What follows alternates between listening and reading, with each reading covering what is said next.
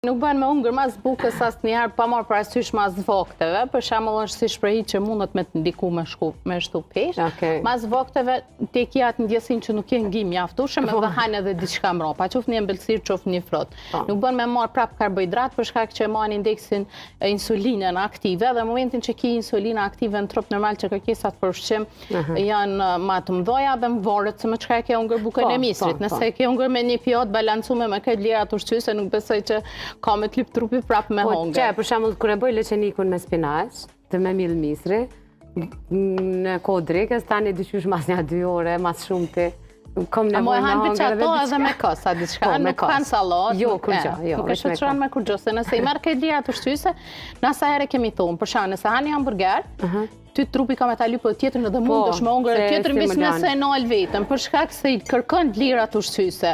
Kështu që ti nëse han veç ata pitën e misrit